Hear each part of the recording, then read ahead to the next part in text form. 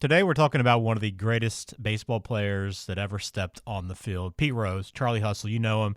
He was one of the greatest to ever hit the baseball all around, played hard, won games, competitor.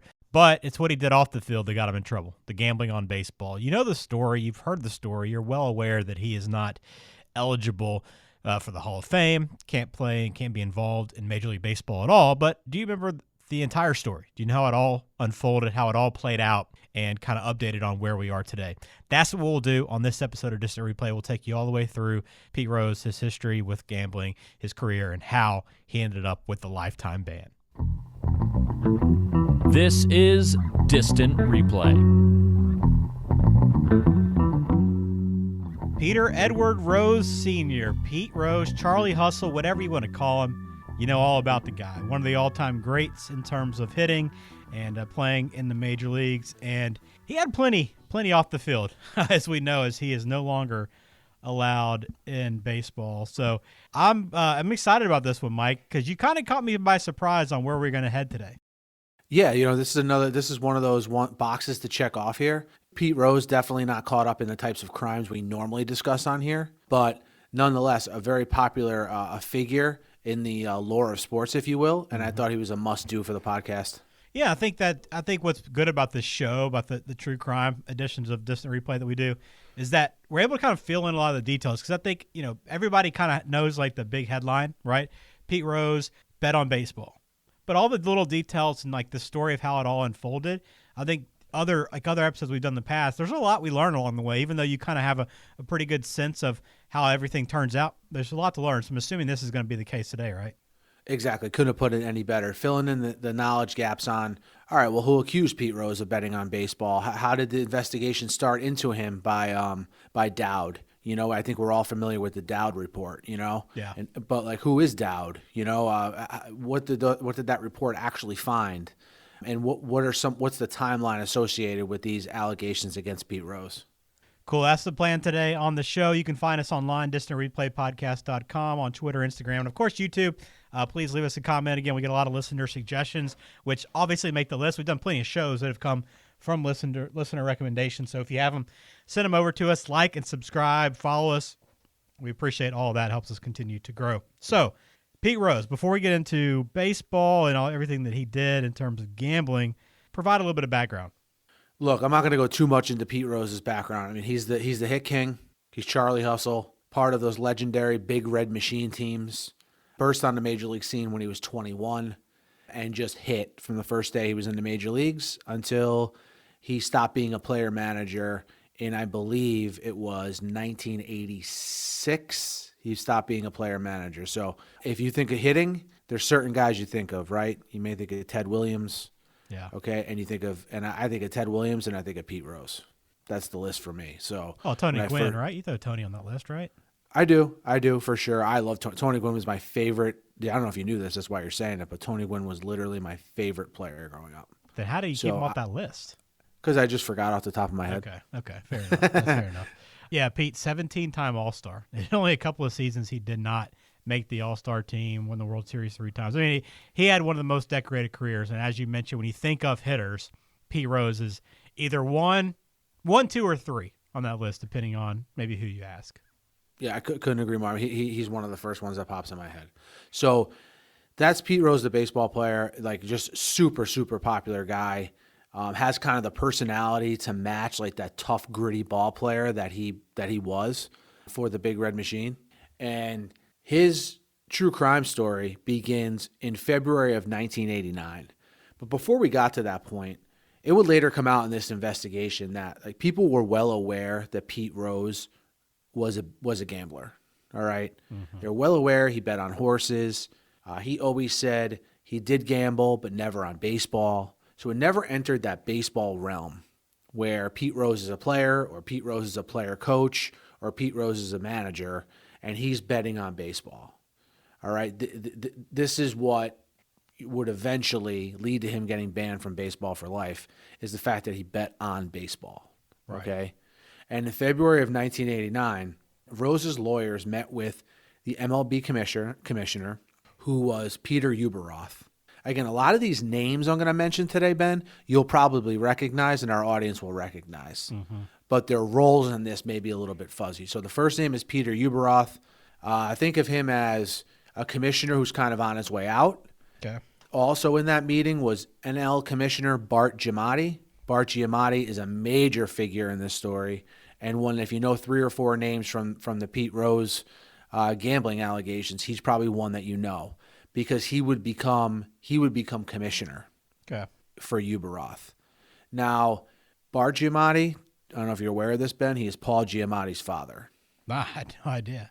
You did not know that? Okay. I mean, I guess I could have guessed by the last name. There's not many Giamattis, but I had no idea they were related.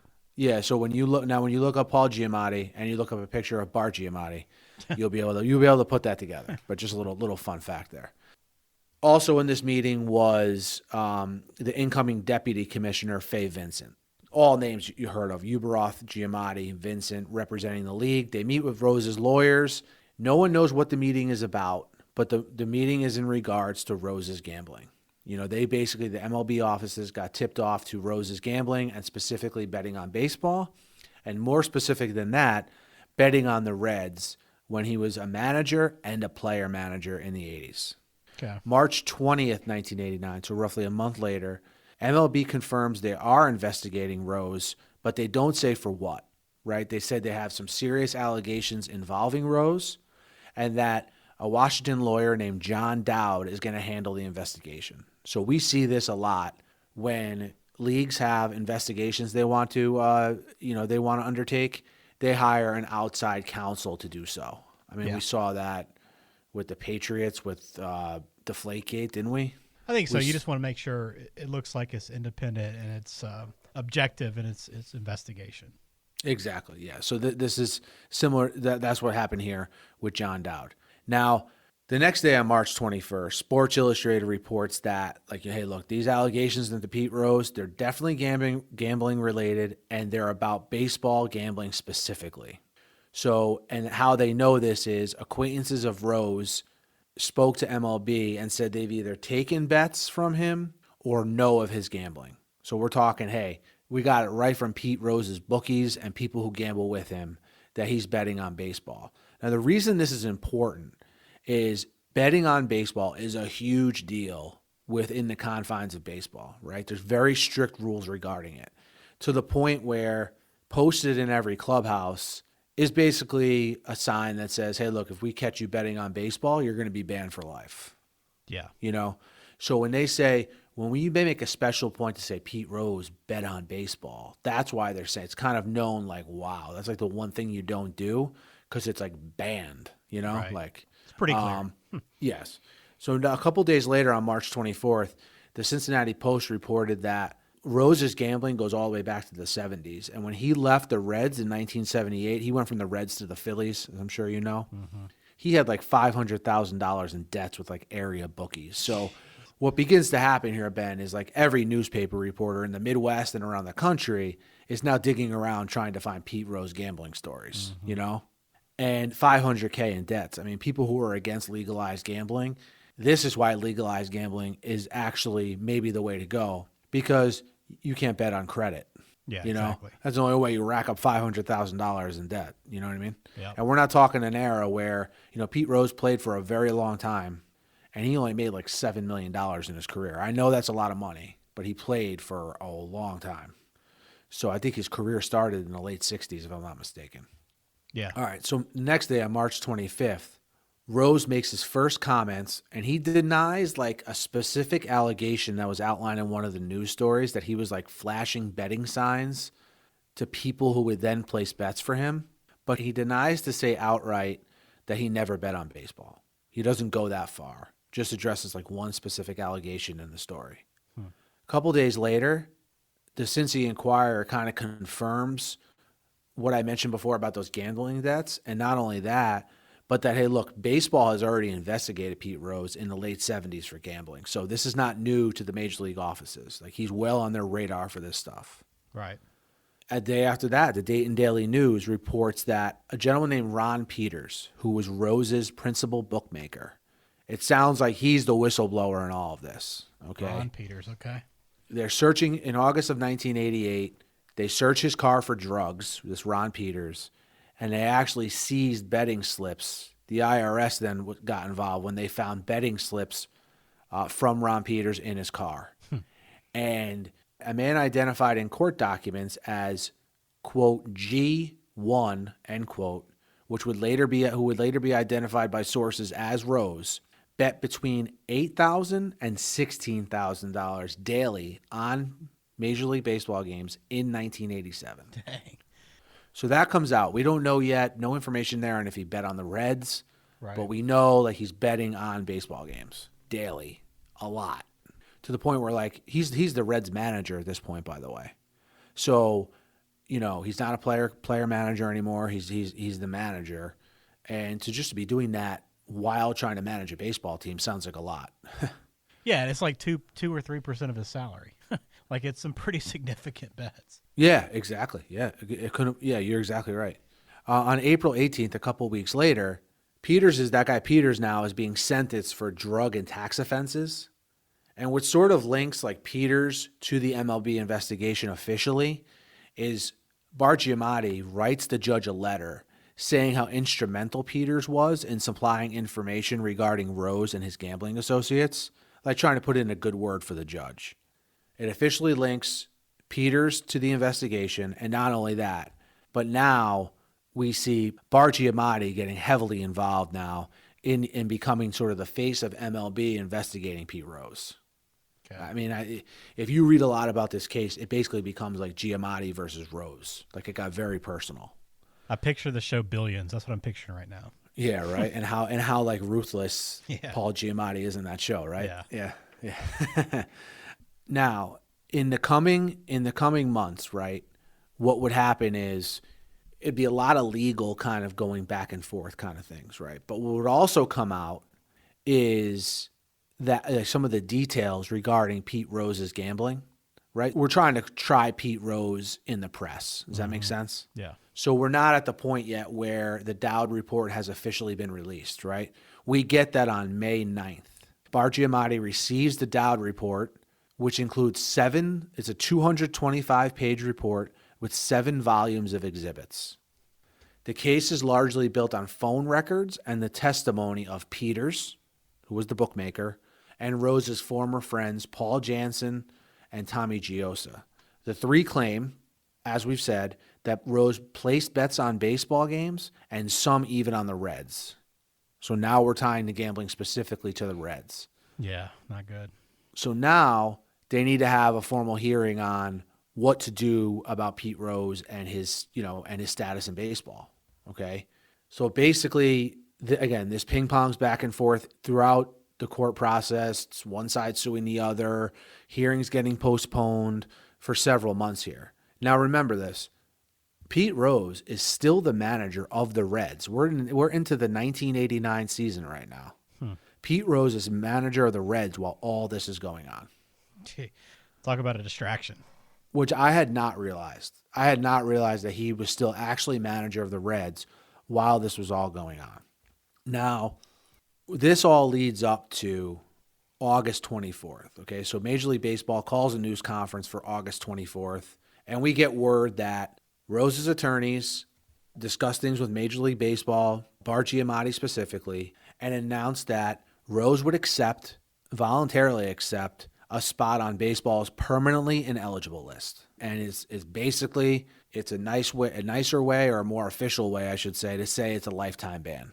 So technically, he's banned from Major League Baseball. So he can't be he's retired, but he can't be a coach, a manager, a GM. He can't be affiliated with any major league teams. What would happen with the Hall of Fame specifically would come a little bit later. Okay. Right? Because that's the big question now. And it still is the question. Will Pete Rose ever be inducted into the Hall of Fame? But for these purposes, he's on the permanently ineligible list. They said according to the baseball rules said that he could apply for reinstatement after 1 year. But Giamatti said, look, this isn't something where we suspended him for a year and we're just going to reinstate him. They didn't agree to anything in terms of a fixed number of years that he was going to be banned for. Okay. All right. Now, at this point, Rose still denies betting on baseball. Giamatti says, I've concluded that he did bet on baseball. Rose is asked, like, hey, do you expect to be reinstated? And he said, absolutely, without a doubt. This brings up a question that's been asked in the years since. Like, was there any kind of, why did Pete Rose think, hey, I'm definitely going to get reinstated? Like, what made him think that? Mm-hmm. Because what would happen 8 days later, after banning Rose for life from baseball, Giamatti dies suddenly of a heart attack at age 51. Oh, wow. Yeah, and Fay Vincent, also a really good friend of Bart Giamatti, becomes commissioner on September 13th. So now Fay Vincent's the commissioner. So the thing is, like, did Pete Rose somehow think he had an agreement with Bart Giamatti that sort of died with him? That's been asked. I mean, I've never heard Pete Rose's opinion on that, but he seemed pretty steadfast that he would get reinstated. Now, in 1990, legal stuff catches up to Pete Rose. He pleads guilty to 2 felony counts of filing false income tax returns, and he actually got 5 months in prison for that. Yeah. And fined $50,000. Another thing I did not know, that he actually went to prison, okay? He went to prison on August 8th, 1990, and was released on January 7th, 1991.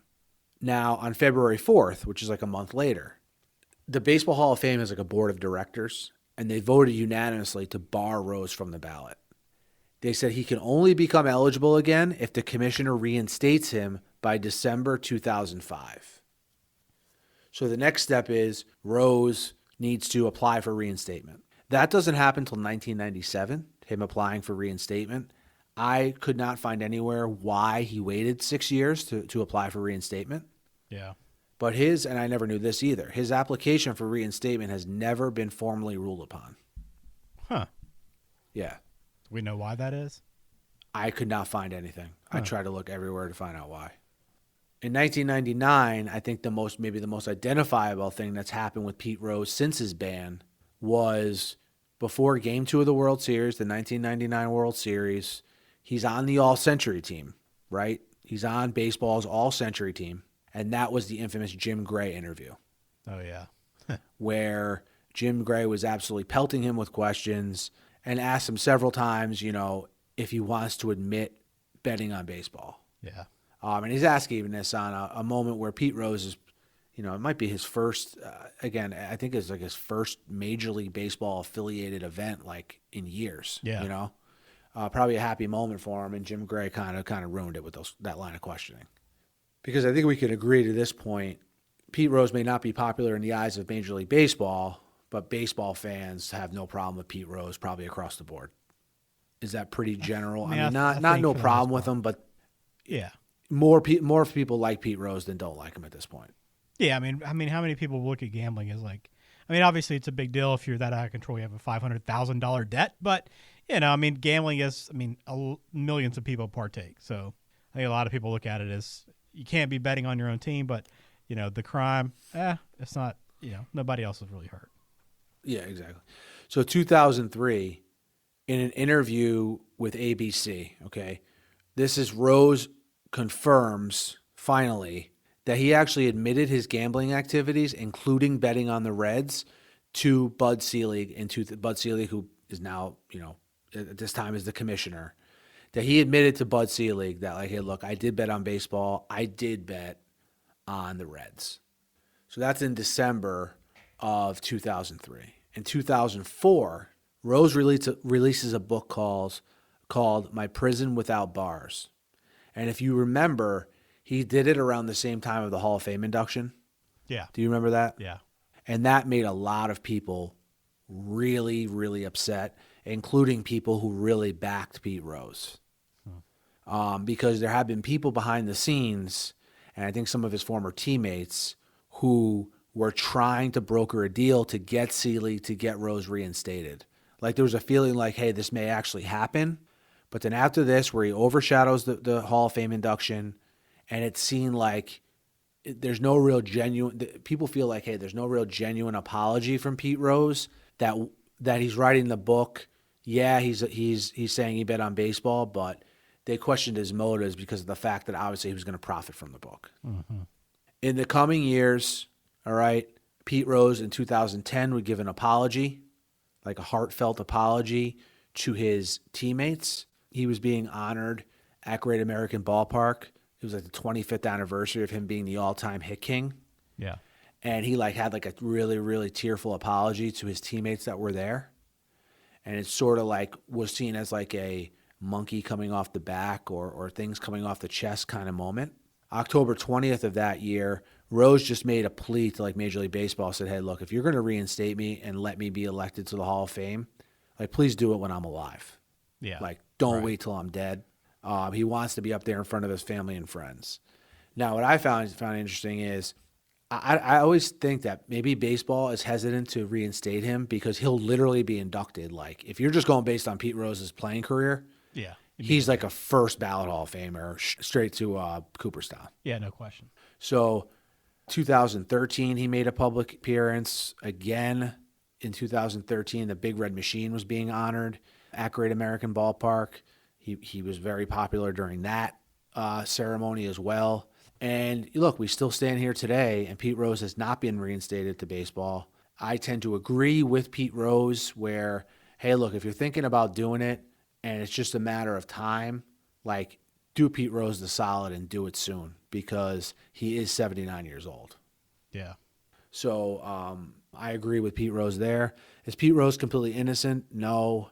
I think as time goes on, we're going to look back at someone that bet on sports as being something that's not a big deal at all. Again, the hang-up baseball purists are going to have is that he bet on his own team, and he says he never bet on his team to lose.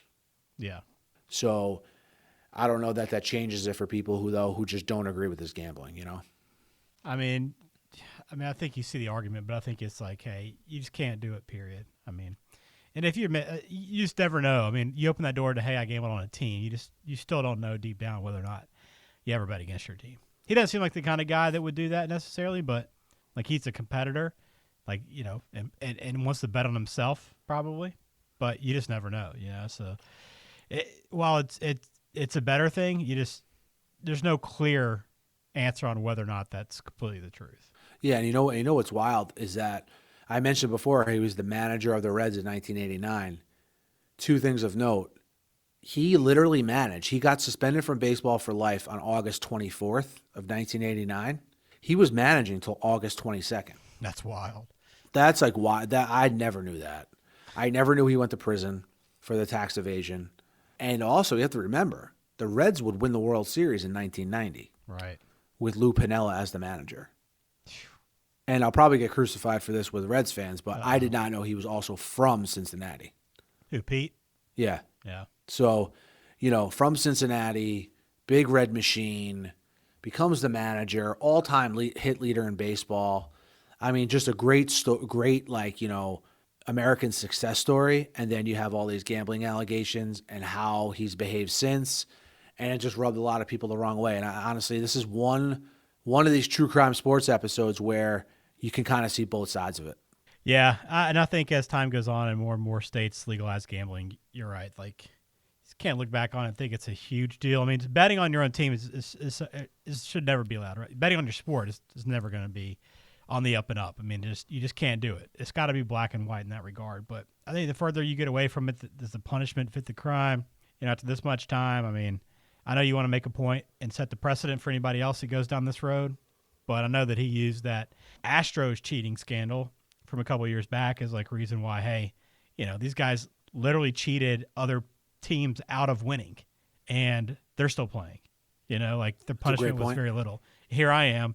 I just bet on some games. I didn't cause anybody else to win or lose.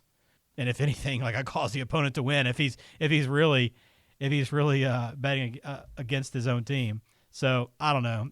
It's a crazy story. I mean, it's definitely one of the bigger stories of our lifetime for sports, and one that will always be argued.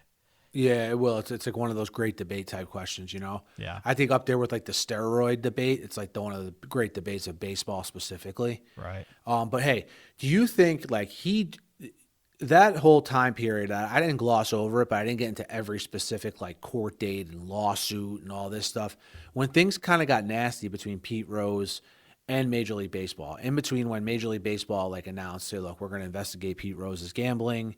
Hey, we found that Pete Rose, like we have him dead to rights here. We have multiple people on the record providing betting slips, evidence that he bet on baseball. From that time period where they had him nailed until he finally agreed to the lifetime ban, I can't help but think, like, if he just came clean right away and said, look, I bet on baseball, I made a huge mistake, I love the game, what can we do here? That even if he did get banned, do you think he would have had a better chance to get reinstated? I think that's a big question. Probably. Yeah, I mean, I think if he took his medicine. Yeah, and especially if we admitted to having a gambling problem too, you know. I think having that issue, I think people are more supportive to try to help him solve that. But yeah, it's taking the kind of the hard stance that he did. Definitely rubbed some people the wrong way. Yeah, and last thing, you know, it's a unique case because I've never heard anyone really say or provide any evidence like, yeah, you know what, man, Major League Baseball really screwed Pete Rose. He never bet on the Reds. Like, no one disputes the fact that he bet on baseball. Yeah. But I think people do dispute, like, look at everything he gave to the game. He made a terrible mistake, but, you know, when is enough?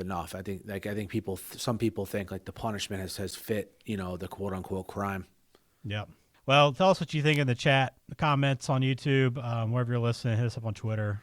Should Pete be reinstated? I mean, I think everybody's got their own opinion. I'm in favor of it happening at this point. I mean, honor the guy for what he did for the game and how good he was. Give him his day in the sun before all said and done. He's paid his penalty. I mean, you know, he's lost. Who knows how much money he's lost through the years by just not being involved in baseball anymore. You know, he's definitely paid his penance. He's paid his penance financially, and I'm sure, like, on a level of just a guy who loves baseball, like the emotional stuff, he's paid his penance that way too. Mm-hmm. Yeah, no question. Well, thanks, Mike, for taking us through Pete Rose and his story. We got plenty more true crime coming up, so make sure you hit subscribe so you won't miss out on a single episode. Follow us, like us, YouTube, Twitter, Instagram, and, of course, DistantReplayPodcast.com. Plenty more to come. Mike, we'll talk to you again soon. You got it, Ben. Until next time.